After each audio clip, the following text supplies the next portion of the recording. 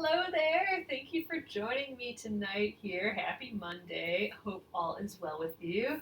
Uh, Thanks for joining me. Tonight, you guys, we are going to work on a new block here.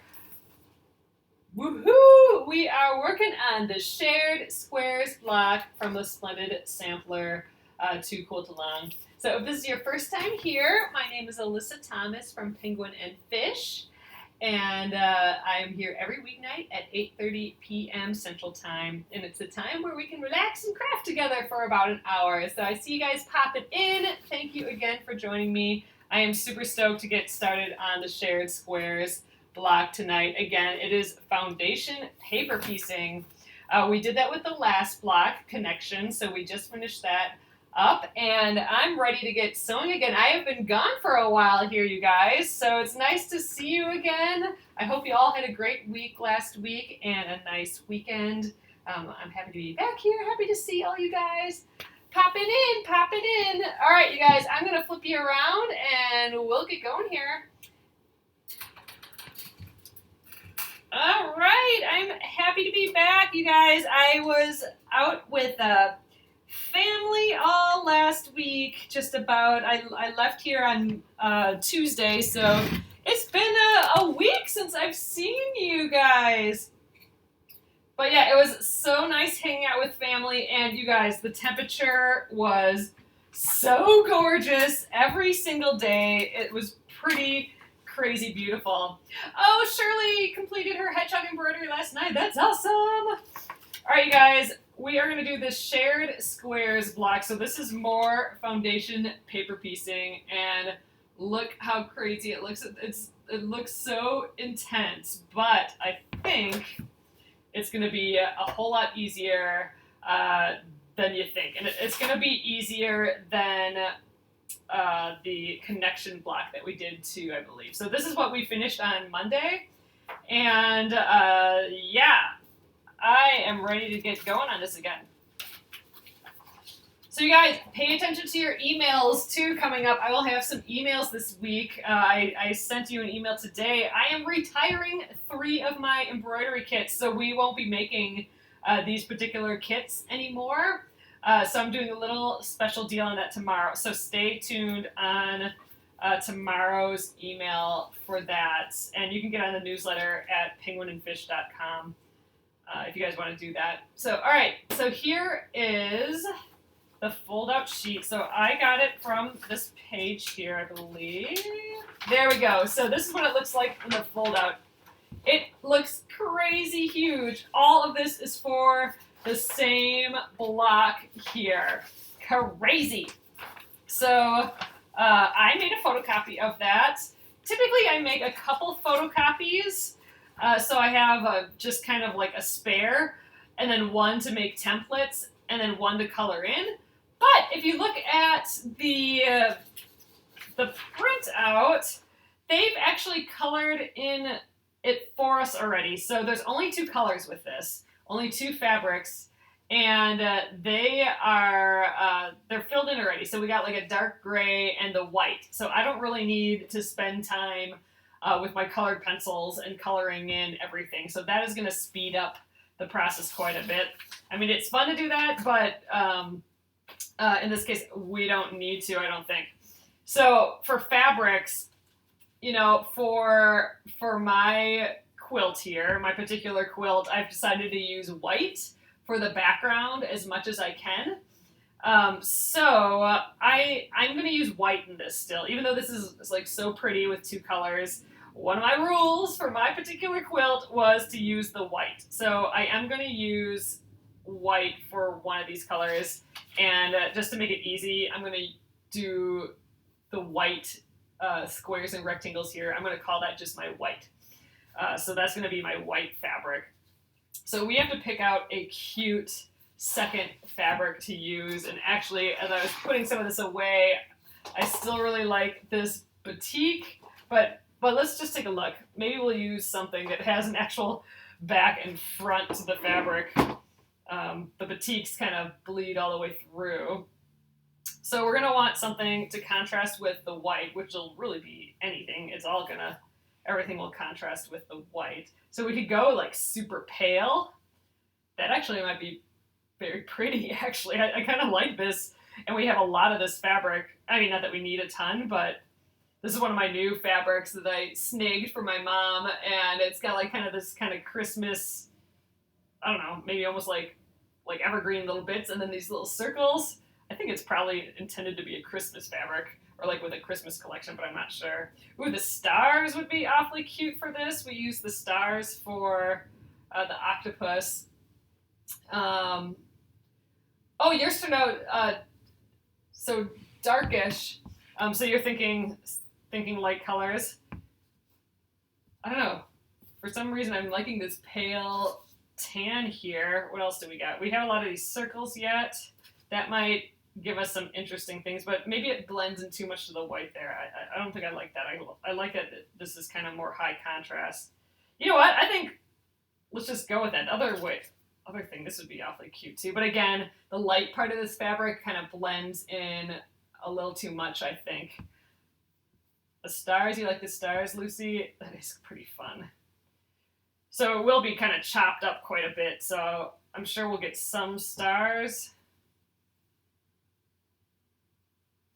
That's almost too high contrasty for me. I think I'm going to go with this one. I like how it looks a little kind of pale against the white versus this feels like a whole lot bolder, both because it's stars. The stars are pretty bold, and this is kind of a little more high contrast. I'm going to go with the pale.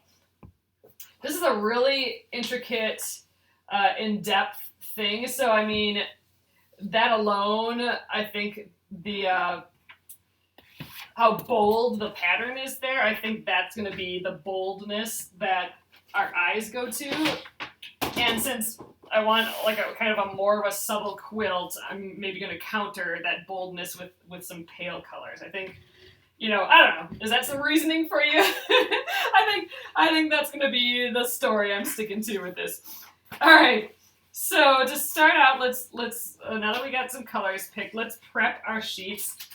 So I just made one photocopy this time of this. So we are going to cut this all up. They're labeled so well that I don't think I need a whole nother printout. Like I said, I usually print a couple copies of these just so I have them around. But in this case, it's colored in for us already. My photocopier kind of made that go away, but it's still enough that I can tell what's gray and what's white. And, they're all labeled. So, like, this is the A1, A2. This is the A section, B section, C section. And it looks as if it goes from top to bottom. Like, that's the A section, B, C, D, etc. So I don't think we're going to get confused. And rectangles are also really easy to visualize compared to triangles and weird trapezoid shapes. So I think I can visualize it enough without a separate printout to use as a template for all those weird shapes. Okay, so I think this time around I am going to leave this little seam allowance. We have this dotted line seam allowance just to do it a little differently than the last piece. So I always kind of say with foundation paper piecing, oftentimes you will not get a pattern that's all separated like this already. You might actually just get a pattern that looks like this already, all put together, and then it's just labeled like A1, A2, B1, B2, B3, B4, and you yourself have to cut that up and find the A pieces and the B pieces, and you will not be just given a seam allowance around it like this. So I kind of oftentimes like working as if they didn't provide that for me, because then I have to remember that I need to add that in myself, and that's part of the system of foundation paper piecing, is remembering to do that a large 1/4 inch or a large seam allowance there. But just to be different this time, since we did that with the no seam allowance last round, I'll keep the little paper. I'll keep this extra 1/4 inch for now.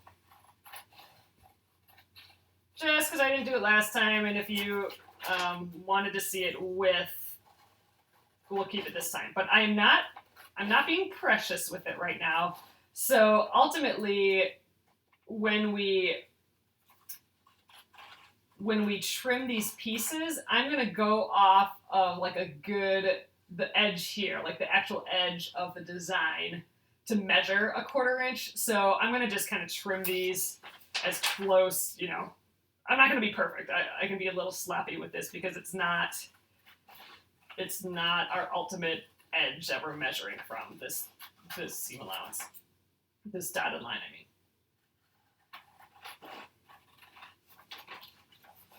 All right, so while I cut these out, you guys tell me how your week was. It's been ages.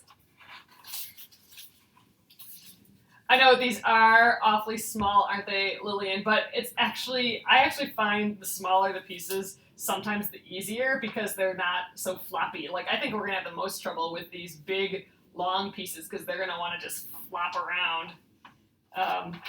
Whereas these little pieces just kind of stay in place for us. I got to see both my brothers and my youngest brother's wife when I was home, and my mom and dad. It was a nice big family to do. It was just awesome, just hanging out and playing games and riding bikes and, geez, enjoying the weather. I don't know about you guys, but the past week we have had the best few days of weather strung together that I can even remember. Just a perfect day after a perfect day after a perfect day. It really was kind of awesome. Then on the ride home, it started to rain. And then it rained all day today, so that it turned around. Should have stayed in Wisconsin, I guess. Oh yeah, it was so good, Lillian. So I appreciate you guys the little break and you not being super mad at me. It was cool too. So my youngest brother. Oh, you had 3 days of rain. My youngest brother, he does all the video stuff. So you know, I've been talking about that. I'm hoping to do my videos a little bit better here, and so we worked that out a little bit. So all I have to do is spend some time over one of these weekends, just like setting it up and practicing it a little bit, and then we will have some new video here. It'll still be live. It'll still be on Facebook here, but it won't rely on my phone, so I'm hoping it won't cut out like how my phone has been overheating every once in a while lately, or just conks out or whatever. I think the videos will upload faster, so there's going to be a lot of fun new benefits, and we'll get some new angles for the sewing and stuff. So my brother helped me with that. So come September here, you guys, we'll be able to do this a little bit better here. And then I can do a lot more shorter, fun videos on how to do different stitches and just like a pile of other stuff. So I'm stoked for video stuff coming up. All right, so this is through H. What else do we got here? I had to print 2 sheets of it here because it was such a long fold out. All right, so we already have the H, so I just need from this I to the N.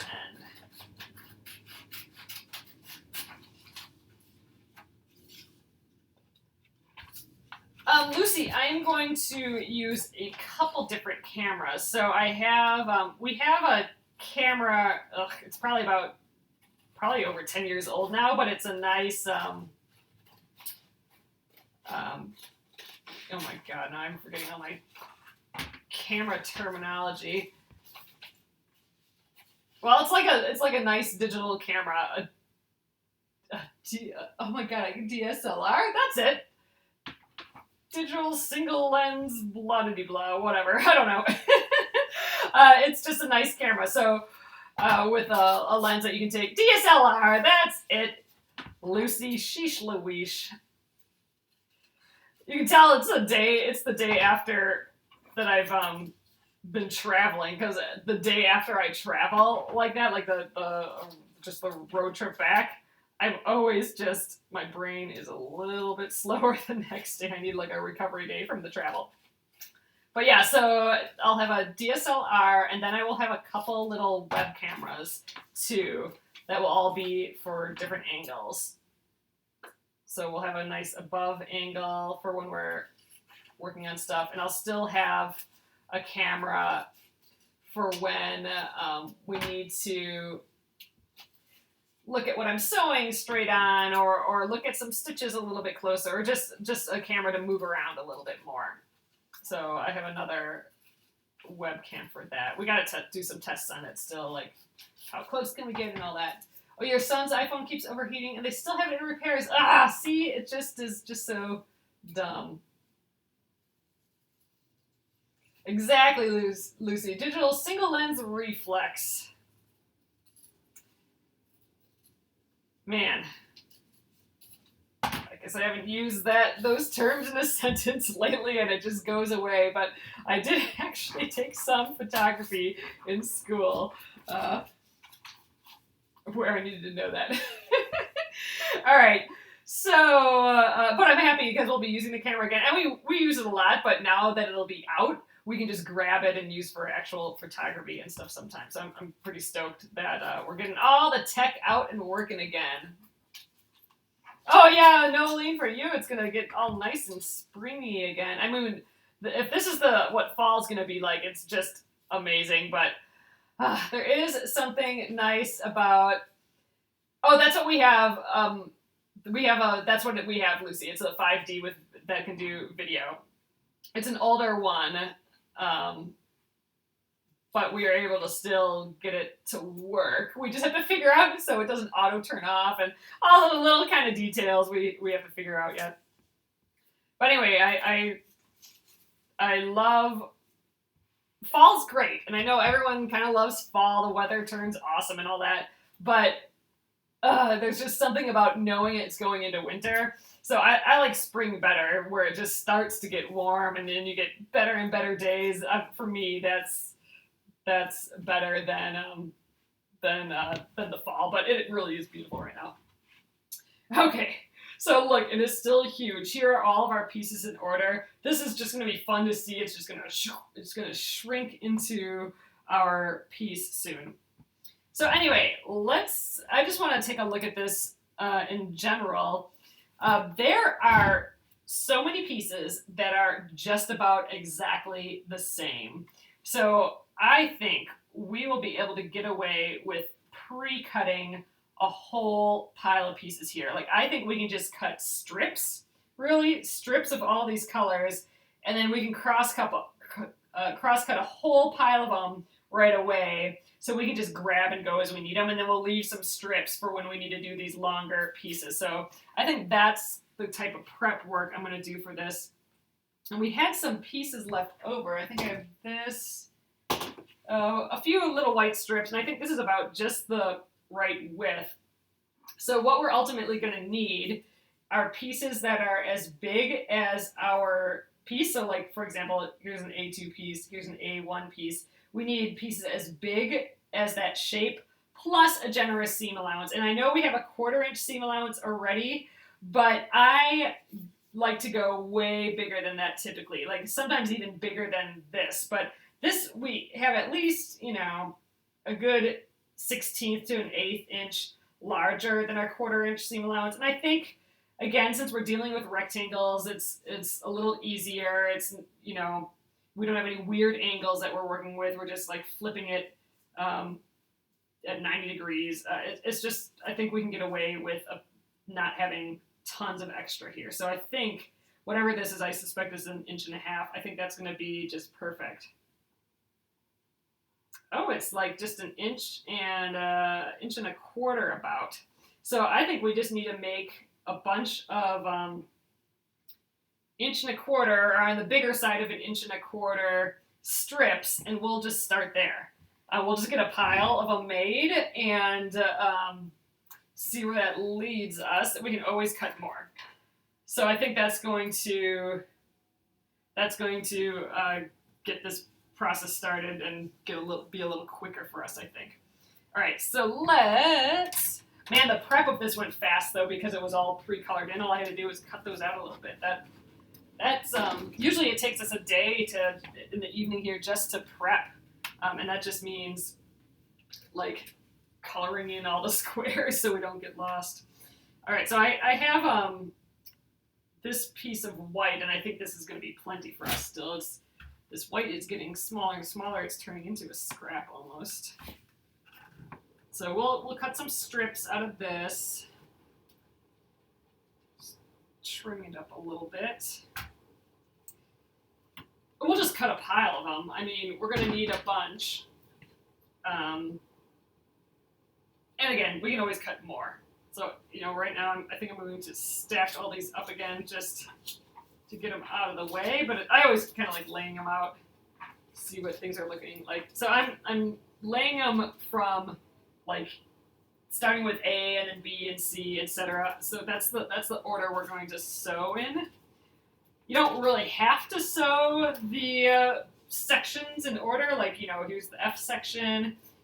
Each section has, shared squares F. Each section has a letter plus the numbers. So the letter is what section it is. So here's the G section. The numbers that come after the letter is the order that you sew the pieces in. So like for this F, we're going to start here. We're going to sew 1, 2, 3, 4, all the way to the end. In this case, we'll start here. And this G6 is the last one. It almost looks like we're sewing all of them from right to left. Looks like there's a little bit of a pattern there. But anyway, so that's what the letters and numbers mean.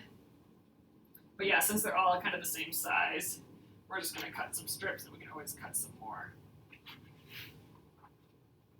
All right, how should we go about doing this? I think we're going to fold this in half and do a pile of them at once. And we'll do the colored ones next, the colored fabric, pattern fabric. All right, so I'm just gonna get a nice edge here, and then I'll rotate this whole mat around, and we'll get our 1.25 inches. I definitely don't want to go smaller than 1.25. I prefer going bigger than that, but again, since this is a rectangle, I think we're gonna be good. Ooh, and with the better video stuff, I'm pretty excited about this. Our sound is gonna be better. It's gonna be like really, at least I hope, really good professional sounding sound. So if you're watching on YouTube and it's like breaking up or being really weird, that's all gonna go away. And I think that's gonna make a really big difference. So I'm pretty excited. Oh, Leslie Ann, exciting! Leslie bought a Singer 1591, and she's gonna refurbish it. Oh, I hope all the I hope your Bernina is fixable. It's funny, like I feel now that I've been using these vintage machines, I feel like I could handle bringing a vintage machine back to life a little bit. Like I feel like I know what I have to look for a little bit, but man, once you get to like computerized machines and anything like that, I feel like I probably wouldn't know what I'm doing again. I wonder if the computer ones are assuming it's probably a little bit more than oiling up some parts to get them to work again. We probably do need quite a few strips for this. I think we're gonna go through more fabric than we think for for this block, because remember, each of those little squares has a seam allowance. You know what I mean? So this is going to be like the horse block, where it uses a ton of fabric and then shrinks down to nothing. So I'm going to just cut this all of this, which when I had it all laid out seems super excessive, but now that I'm seeing it as strips, I think we might actually need it.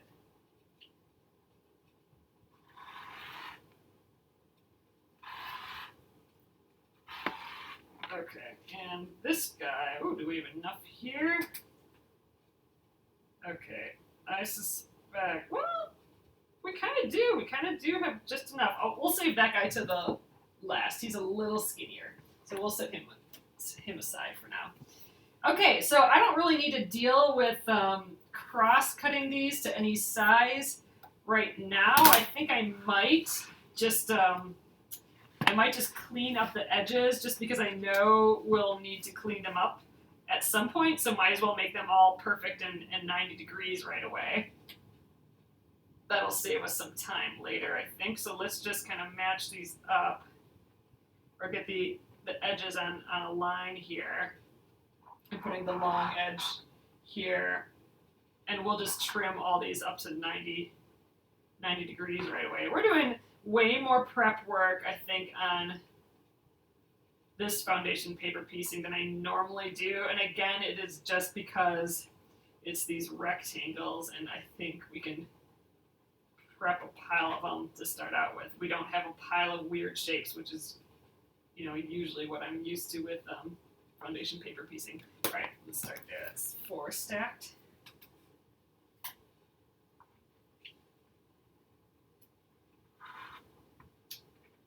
All right. Got a nice edge there. Let's just flip this around and do the other side. Get nice edges. Well, I suppose we don't need nice edges on both sides. We'll just cut from the one side. All right. So there's some strips. Let's trim these up right away, and then we'll get a whole pile of strips of our other fabric.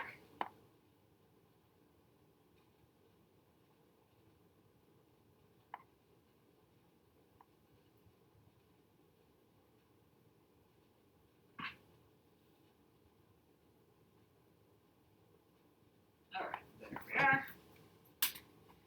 Get the glove on again.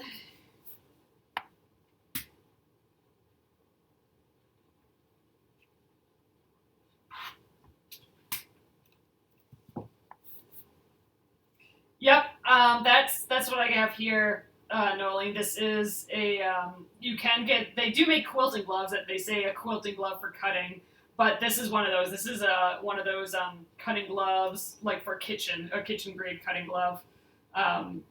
And I got the one, so when you're looking for some of these gloves, I threw a link up here, but sometimes when you're looking for these gloves, it only has like the special fabric. So in theory, this is special fabric that will resist getting cut through. But for quilting, you are going to want to find some that have the little rubber nubbins on, because that's what helps you hold the ruler down. If not for that, you'll just be sliding all over the place with the ruler. So when you're looking for the kitchen ones, definitely look for ones that have the little rubber jobbies on, because they don't all have them. So you'll have to look for them.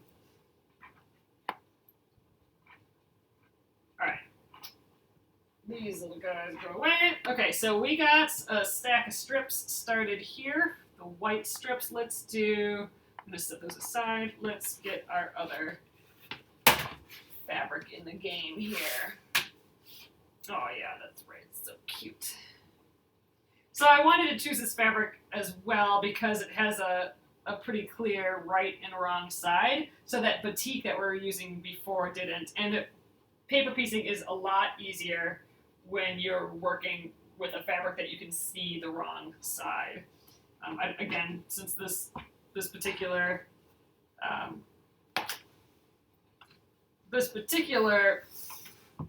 foundation paper piecing is pretty easy with all these rectangles, Um, that we probably could have done it just fine with the batik. Let's see, I think we'll press this, and I'll do a couple strips this way. And then we'll cut more if we need them. I don't want to waste a ton of fabric if I don't have to. The white, I feel like I have a ton of the white fabric, and I know I can always just use that, but this stuff I don't want to waste as much, so we'll just press this little section here and cut out a few strips. All right.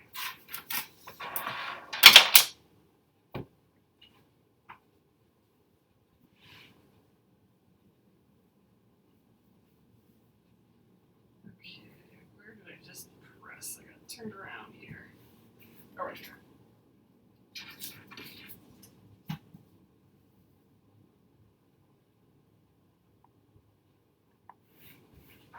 Okay, so I'm just going to trim an edge here. I'm going to put the fold along a line and trim.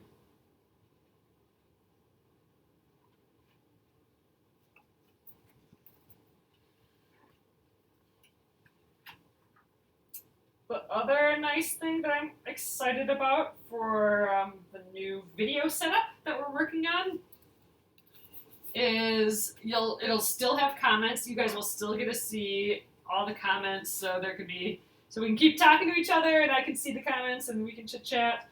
But they won't completely take over the screen. So I know if you're watching live on Facebook, sometimes they'll pop underneath, but sometimes they'll pop up on top. And if you're watching on YouTube, you'll definitely see the comments go over the top of the video here. That will be reduced a little bit, but we'll still get to see everything. So that'll be nice too. Oh, Domino, that's nice. 1937 Singer today at the flea market. Yes, that's a good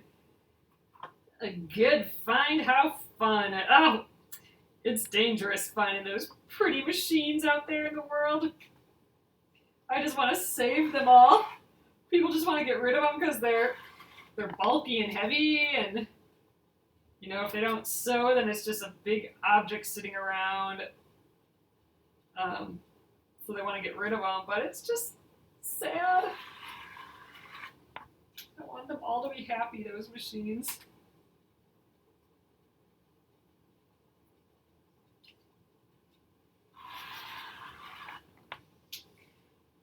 You guys, I did not take a photo of my brother's quilt when I was at home, but it looks so amazing. I'll have to text him, but maybe he'll bring it. He's going to come here again in a week or so. Maybe he'll bring it and I can show you guys it, because it is so beautiful. All he has to do is put the binding on, and he's going to do like a clean, crisp white binding, so everything's just going to pop. It's quilted and trimmed and everything. All it needs is the little binding, and it looks so good. All right, since these are all together, I'm going to just trim. It really is so awesome.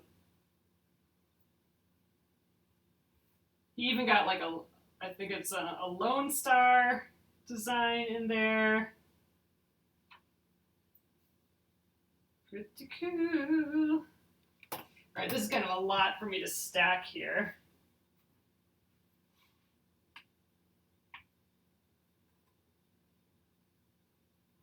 Let's get that glove on again.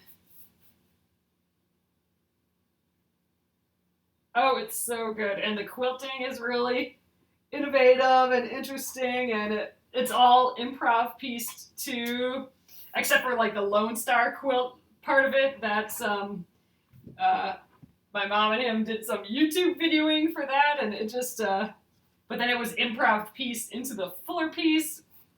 It's also got like that golden rectangle thing design happening with it. It is just so good, and I love it so much. But yeah, he's just getting the binding done, and then it'll be all complete.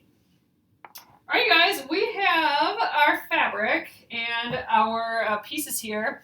One more prepping thing I'm going to do is I am going to cut out, it looks like all of these have, you know, these little squares, and they all appear to be the same size at first glance as well. So I think we can measure what we need for that and chop up a whole pile of them all at once. And you know, I'm just realizing I didn't read the instructions for this, but it probably tells me how many I need for all of these.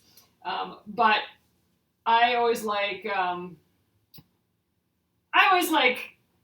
doing foundation paper piecing by looking at the actual pieces here. I don't typically pre-cut pieces, even though right now I am, but it is just because we have so many similar pieces that are all rectangles. I believe in the instructions, I'm just looking now, they wanted us to make 1.5 inch pieces for that, and that's actually good. Then you get that extra little seam allowance. I like it, so you have the generous seam allowance, and I would have been more comfortable doing 1.5 instead of the 1.25 like we did here, but we're gonna get away with it just fine. I'm not worried. But you can for sure go by the instructions and pre-cut all the pieces you need from there. Like I said, we're totally just eyeballing it from the actual pieces. So again, we need a piece as big as like this A2 piece. That's going to represent all these other little pieces that we need. So it needs to be as big as the A2 piece plus the generous seam allowance. Again, it's built in here, but it's not here, and I like going a little bit bigger. So we probably just need to, you know, that's a generous seam allowance right there for sure.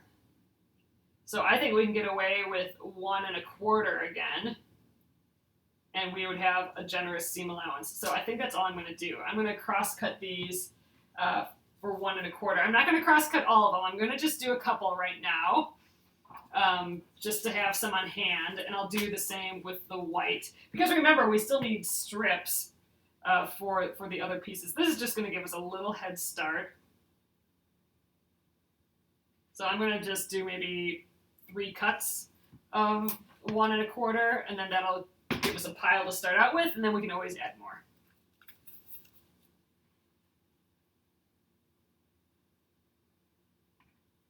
Let's just double check. So I have the ruler and that 1.25. Yeah, we got our generous seam allowance around there for sure. This is actually maybe a little bit big even. But by having these be square, it's going to be easy for us to just grab and rotate however we want it. It's not going to have to all be like vertical and like rectangles. It'll be easy. All right, 1.25. All right, we'll do one more. And I suspect we'll need more later, but this will get us going for sure. All right, and then the rest of these we'll use as to get our strips from to start out with. But all right, here we go. We got a little stack. All right, let's do the same for the white.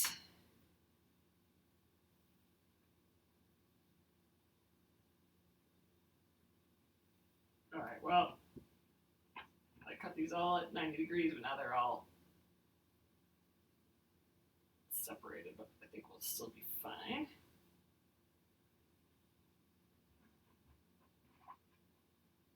We'll cut a little bit more from here because this was a stack of 8. This is only a stack of 4, so we'll cut a few more bits out of here. But again, we'll cut some more later.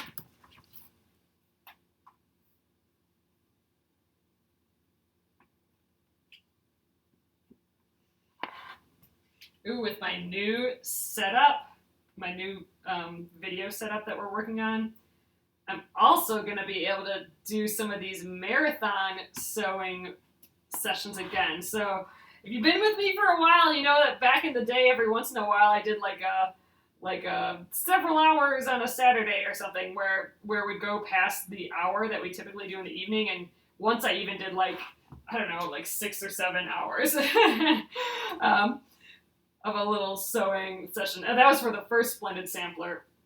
We just worked on a ton of blocks all at once for the day, and we did it live the whole entire time. So I'm hopefully going to be able to do more fun sewing sessions like that. So we could do, one of the things that we can do on a marathon is like we could do a whole embroidery all in one sitting, because that kind of takes some time, more than an hour. So we could do a whole thing from beginning to end, and I think that would be really fun. But yes, I'm hoping to do more of that. Just really excited. So we'll be doing more setup for the rest of August and testing, and then maybe not right away in September, but definitely in September still. I'm hoping we'll get things up and running here. Okay, we have some stuff prepped here, so I think now we can start sewing, and we're going to be well on our way already, and I think we can do that some tonight yet.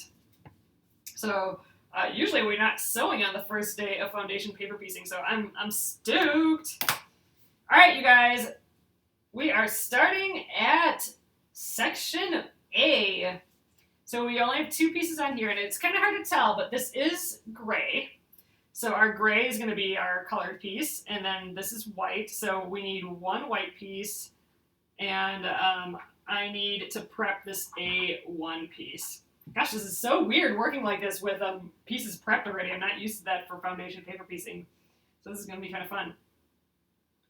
And they're already trimmed. This is going to go fast. So this will probably actually be one of the easier foundation paper piecing ones we do. The trick, where it's going to start being a little more difficult, is when we sew all these rows together, like trying to get all these lines to match up, all those seams to match up. I think that's when it might be a little difficult. But for now, this is easy peasy. Okay, so here's the right side, here's the wrong side. It's a little difficult to tell, but one thing we need to know still is that the printed side of our pattern is actually the wrong side of the fabric. The right side, or wrong side of our piece, the right side will be this. So everything that we're doing here is actually in reverse, because when we flip it this way, then it'll be all correct. So whenever we're working, like whenever I'm lining up a piece on a piece of fabric, where the printing is up, pointed at me, that's the wrong side. So I need to make sure that I have the wrong side of the fabric up. So the right side, the good pretty side, is facing down, and then the wrong side is up.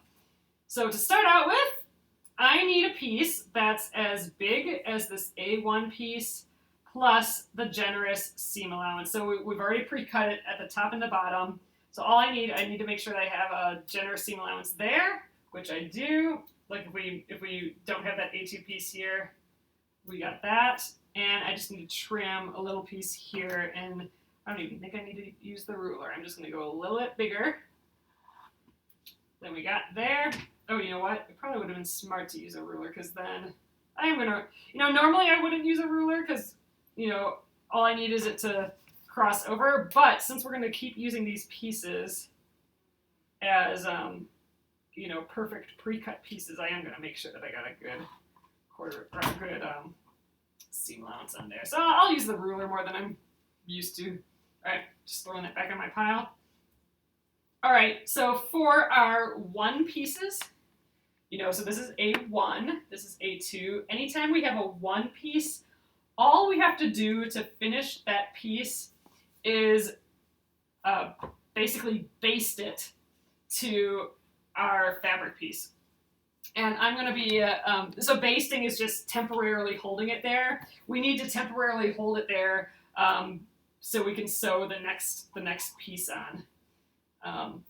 So it doesn't move around while we do that. And I prefer doing it with just some glue. So this is just like a washable glue. This is the Sew Line glue, but you can just use like a kid's Elmer's glue stick. Normally I just glue right in the middle there to hold it down, but since this is such a long floppy piece, I'm going to grab it on both ends just so it doesn't move around. I'm going to put a piece there, a dab of glue, and then a dab of glue on the piece there. So again, the whole purpose is so that doesn't bobble around anywhere while we're working. So there we go. All right, next up, I want to get a perfect 1/4 inch seam allowance from our line here. The line in between A1 and A2. This only has one sewing line, this piece, this A piece. So I'm going to get my postcard here. So you can use a postcard, it's just something with a hard edge here. You can use like a manila folder or like a political mailer or something, but I like using these postcards. So I'm going to cover up our piece that we're working on. Well, actually, you know what? Before I get ahead of myself, we're actually done with A1 right now. After we've glued down our piece, we're moving on. So we're done with A1. We're working on A2 now. So what I need to be concerned about is the line that is in between A2 and everything that happened before. In this section, there was only 2 pieces, so it's this line here in between A1 and A2. So to get my good seam allowance, I'm going to cover up everything that happened before. Again, in this case, it's A1. And I'm going to put my postcard right along that line that divides the 2 pieces. Then we're going to fold that piece up along that edge, that sharp edge, and that's going to reveal our seam allowance. And it looks really good right now, but we want it to be that perfect 1/4 inch now, not our bigger, exaggerated 1/4 inch that we did for cutting. So to do that, we're going to just put a 1/4 inch line right there, and we can trim it. Or if you have your add a 1/4 ruler, which is my favorite paper piecing tool. So this is an add a 1/4 ruler. It has a little ledge on it. There you can see a little ledge there, and that ledge is a 1/4 inch. So if you're using a stiff postcard, you can just bump it right up against that postcard, and that will reveal the little piece that we're going to trim off. There we go. So now we have a perfect 1/4 inch seam allowance there. So now we can fold this back.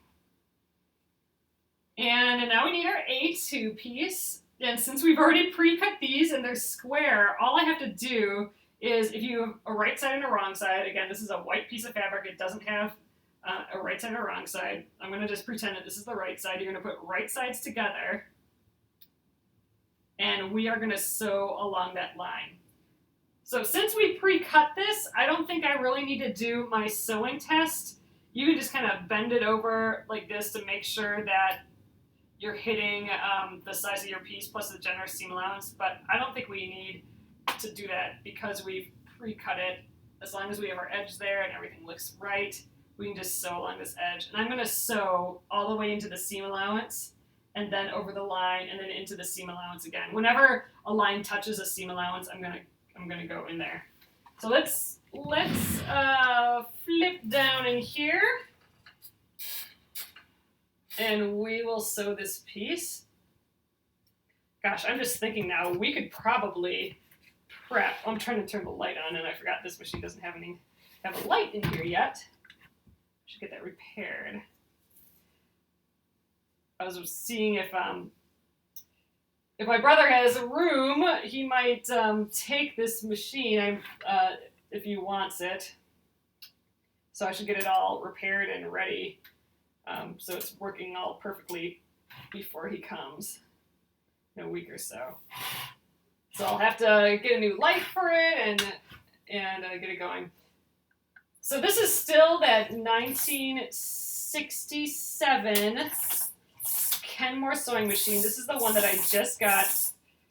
Or I didn't just get, but I just started using it. I'm just playing around with it yet. But since my brother's sewing, now it'd be good. It does not have a case, so that's a good point.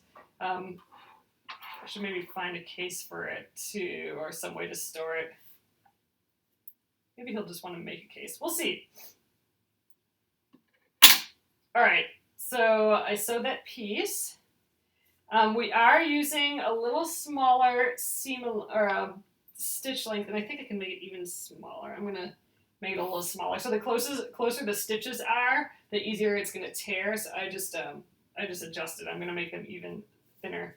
But all right, now we got our piece starting here. But I think I can probably prep a whole pile of these at once and just like chain piece them potentially. Maybe not. This one was especially easy because it's just 2 pieces. It might get a little bit more difficult. I probably shouldn't try and confuse myself, should I?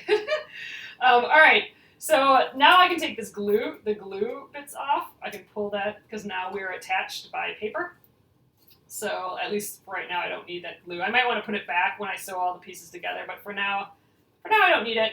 But let's go over to the iron and we'll press this piece.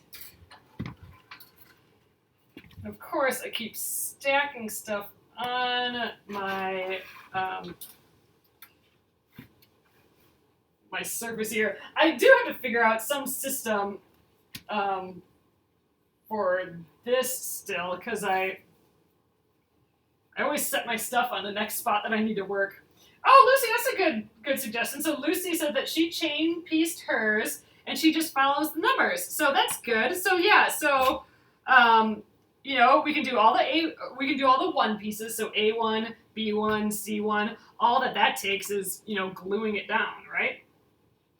So then we can do all the 2 pieces together. I mean, in this case, you know, we'd skip this one. We'd skip the A section because we already did it. But we'll do gather all the A2 pieces and then just sew all the A2 pieces. Then we could do the 3 pieces like B3, C3, D3, etc. And we could just keep going like that. And then we just have to, you know, the pieces are almost totally prepped beforehand. So, you know, it should be easy peasy. Okay, we're doing that. Dang, we might be done with this super fast, you guys. That would be pretty sweet. Just so you know, though, we're gonna do a few extra things this week. I'll let you guys know about that a little bit later in the week, but we'll be in and out of this block this week. But all right, I think we are probably gonna stop there for the night. But here you can see. Let's just take a look at this quick. I'm gonna get this guy back in here just to show you again. So remember, the A is this top, and if you can see here, you know, this A2 piece is over here, the A1 piece, which might be confusing because you have the long one on the right here and then the short one, and it's flipped here. But remember, this is the back side, so when we flip it like this, then everything is in the right position again. So the long piece and the short piece. So you always got to remember that this is actually backwards. It's always going to be flipped. So this is the wrong side, and this is the right side. But I think this is going to be awfully cute. Yeah, it's going to be nice and subtle. It's going to be good. So yeah, so tomorrow we will we'll change piece these guys together. So we'll set this one aside because we already did the B1 piece or the 1 piece with it. But we'll go through and prep all the 1 pieces.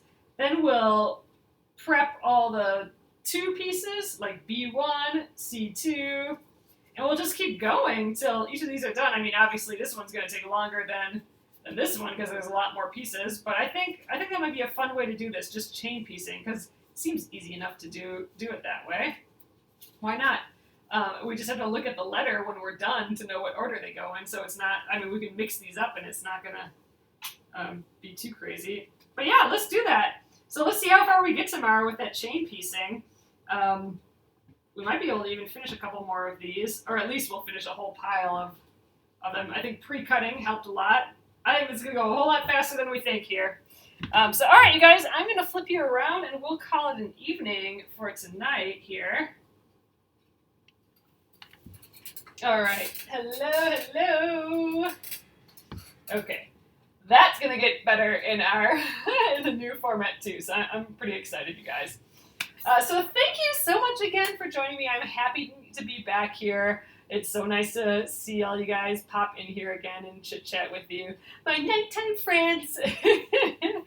So, all right, I will get this up on YouTube. If you wanted to get started on this block with us, you can watch the replay there, and it'll also be here on the Penguin and Fish Facebook page again. Check your emails tomorrow. I have an email going out early tomorrow, and if you get my emails and you didn't get today's email, check your spam. They may be going to there, your promotions folder. Sometimes you got to dig around for them, but hopefully they'll get a little bit better as you start opening them. But thank you very much for being here again, and I will see you guys tomorrow. Have a great evening.